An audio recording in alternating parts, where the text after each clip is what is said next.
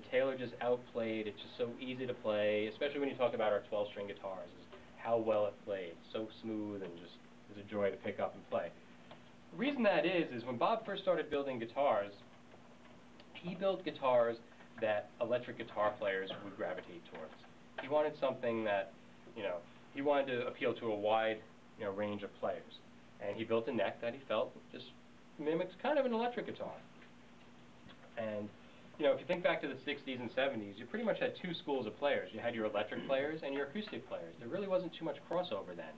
They were kind of two totally different schools. Your electric players really didn't pick up acoustics, and your acoustic folk singers would never pick up an electric guitar. When MTV introduced Unplugged, that totally changed the whole ballgame. You had bands like Bon Jovi and Kiss going up with acoustic guitars and playing. You had a great electric guitar player in Eric Clapton going up and doing a whole acoustic set and selling millions of albums due to this. So that's another way Taylor really got out there, because our necks are geared more towards an electric feel to them. And part of that feel is using a bolt-on neck. So traditional guitar builders use what they call a dovetail joint, where the neck is set into the guitar, it's glued in, and the fingerboard extension here is actually glued onto the top. Okay? So what happens in that situation is, with humidity swings, especially in the Northeast here, where you can go from a night like tonight where maybe it's 18–20% humidity, to last week when it was 75% humidity and really warm and humid. Just like if you have an old house, I have an older house when I lived out here, and the front door in the summertime would swell. It would absorb the moisture and I'd have to give it a little extra shove to close it. And in the wintertime it would dry out and it would be open really easily and smoothly, and you get a little draft underneath because it had shrunk a little bit. Well, a solid wood guitar like we make here has the same susceptibilities to humidity. So over the years, after the top shrinks and contracts, the neck, you get great playability from your first fret on up to about your 13th, 14th fret here, because there's a metal rod in there that adjusts the curvature of the neck, allows you to get nice low action and playability. From here above, traditional guitars, you're at the susceptibility of the top. You're at the mercy of the top and what it does. So Bob really doesn't like that idea, so what he was able to do is make the fingerboard extension above the 14th fret here part of the neck. So now, whatever the top wants to do, the neck is doing something totally different. And what we do is we use a system of spacers. There's 20 different values for each one of these, and they're 0.02 of an inch apart. So it's a very small tolerance right there of how they are adjusted. And that sets the neck angle. So while your truss rod gets you from here to here, the neck angle of the guitar can be pivoted using a different set of spacers here. So you can pivot it back and forth to get your playability. So let's say if your action is too high, you change the spacers, and that would change the neck angle up a little bit. Bring your action down, you adjust your neck, you're back in business. If your action is too low, we can just pivot the neck down like this. And the beautiful part about it being a bolt-on neck system, there's 3 bolts in there. There's 2 on the heel here and 1 on the fingerboard extension. The neck comes off. I've seen a Taylor technician do a full neck reset in about 8 minutes before. It's pretty spectacular. For traditional dovetail joints, what you have to do, being that they're glued in, you have to pull out the 15th fret, you drill a couple of holes in there, using a small drill bit. You have to steam it out the glue. You have to heat up the glue inside there and get it hot. And you have to pull out the neck.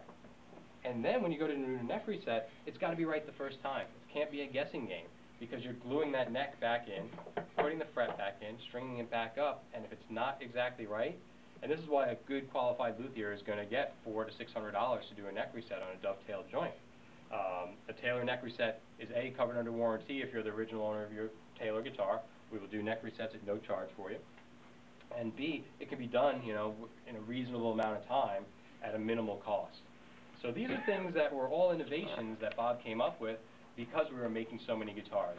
Just about every guitar out there will need a neck reset at some point in its life. It could take 10 years, 20 years, 40 years. Some of them never do. But the majority of guitars will need a neck reset at some point. And we wanted to make it as easy as possible for that to be done when it needed to be done, because we do have a lifetime warranty on all our instruments. And that's from our baby guitar all the way on up to our $9,000 custom guitar over there. Does anyone have any questions on the construction of the Taylor guitars or how it relates to their guitar? Yeah. Yeah, sure. I'm just curious, when did they start cutting that relief? What year did they start? The relief route came out, I want to say somewhere around 2003 is when they started it. And typical Taylor is what will happen is, over in production and over in research and development, they'll start doing something. And they'll give it a shot and they'll start running guitars through. And they won't tell us, they won't tell the sales department that they've actually done something until maybe 6 months or even a year later in some cases. And then they'll pull an old guitar out and a new guitar out and they'll say, play this one. And play this one. They look the same, you know, serial numbers are a little different. You tell one's made later than the next one. And they'll say, oh, by the way, we're doing this. And then they'll show it to us and what they've done. And it's like, okay. So they don't really make, you know, these are little subtle changes that we'll do from time to time that improve the overall tone or change the overall tone. It doesn't make an older guitar obsolete by any means. Matter of fact, we have some older models now. One of them is the 512. The older 512s that are out there are highly sought after now by fingerstyle players just due to the tone. Right around the late 80s, early 90s, those genre guitars. I talk to people out on the road like, I have an 88, 5 series guitar and it's just phenomenal. I wouldn't trade it for the world. And they'll come and play one of our latest, greatest guitars and I'm like, no, I'm not giving up my guitar. So they're all just changes in the voice of the guitar. I know when I purchase an instrument, I use my ears. There's a lot of information available out there through the internet, through catalogs, through hearsay, and just through talking to your friends. But your ears are your best bet when you're buying a guitar. Any other questions? Every now and then I'll get someone come up to me and be like, yeah, it's made out of wood, the brown wood. Brown wood. The ultimate tone is brown wood.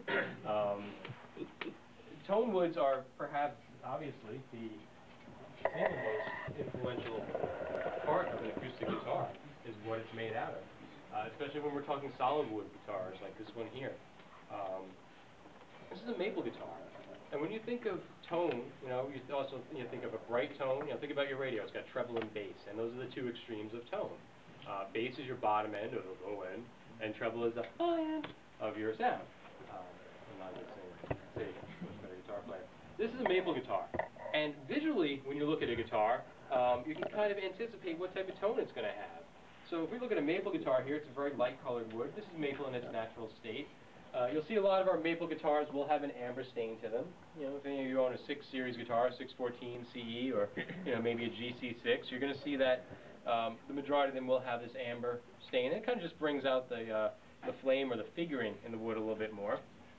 But right here is what we have maple in its natural state. The tone woods, the 3 major tone woods that most guitar builders use are maple, mahogany, and rosewood. And we'll also touch on some Hawaiian koa and some other woods that we have up here tonight, just to give you a little listen. But if you think about woods on a color scale, here's mahogany in its natural state. It's a little bit darker, a little bit richer looking than the maple. And then if you take a look at rosewood, it's the darkest of the tone woods and also has the most bass response out of the tone woods. So you can kind of, with that information, you can kind of anticipate what it's going to sound like when you walk into an acoustic room and you see something like this hanging, you think, oh, that's going to be maple. It's going to have a bright, nice, crystal clear high end. So we're going to mark strum a little bit on this one so you can get an idea of what it's going to sound like, what a maple guitar sounds like.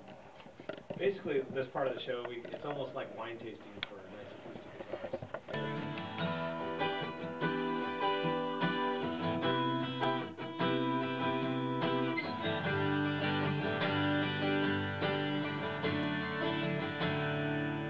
Actually, whenever you play a 12 string, you have to play the idea right there. You ever think of an acoustic 12 string like that, or closer to the heart? And when we do our petting zoo in a little while, I encourage you to come up and try out.